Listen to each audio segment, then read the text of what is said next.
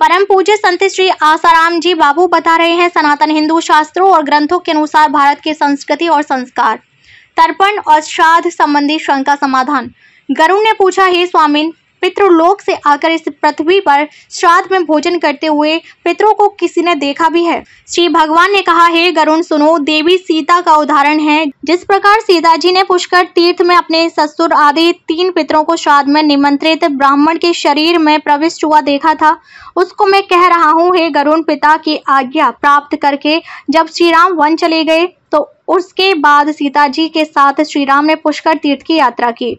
तीर्थ में पहुंचकर उन्होंने श्राद्ध करना प्रारंभ किया। जानकी जी ने एक पके हुए फल को सिद्ध करके श्री राम जी के सामने उपस्थित किया।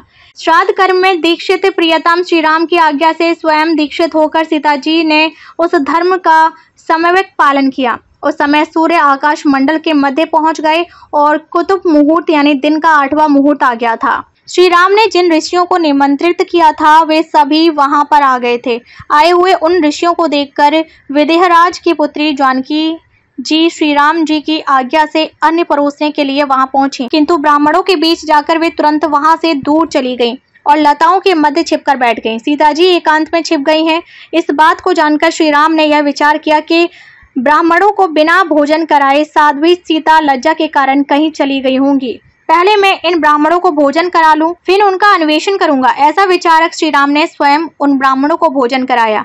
भोजन के बाद उन श्रेष्ठ ब्राह्मणों के चले जाने पर श्री राम ने अपनी प्रियतमा सीता जी से पूछा, ब्राह्मणों को देखकर तुम लताओं की ओट में क्यों छिप गई हे तंगुड़ी? तुम इसका समस्त कारण अविलंब मुझे बताओ। श्री राम के ऐसा कहने पर सीता जी मुंह नीचे कर सामने खड़ी हो गई और अपने नेत्रों से आंसू बहाती हुई बोली। सीता जी ने कहा, हे नाथ, मैंने यहाँ जिस प्रकार का आश्चर्य देखा है उसे आप सुने। हे राघव, इस श्राद्ध में उपस्थित ब्राह्मण के अग्रभाग में मैंने आपके पिता का दर्शन किया, जो सभी आभूषणों से सुशोभित थे। उसी प्रकार के अन्य 2 महापुरुष भी उस समय मुझे दिखाई पड़े। आपके पिता को देखकर मैं बिना बताए एकांत में चली आई थी। हे प्रभु, वल्कल और मृग चर्म धारण किए हुए मैं राजा यानी दशरथ के सम्मुख कैसे जा सकती थी? हे शत्रु पक्ष के वीरों का नाश करने वाले प्राणनाथ, मैं आपसे यह सत्य ही कह रही हूँ। अपने हाथ से राजा को मैं वह भोजन कैसे दे सकती थी जिसके दासों के भी दास कभी भी वैसा भोजन नहीं करते रहे? तरण पात्र में उस अन्न को रखकर मैं उन्हें कैसे देती? मैं तो वही हूँ जो पहले भी प्रकार के आभूषणों से सुशोभित रहती और राजा मुझे वैसी स्थिति में देख चुके थे।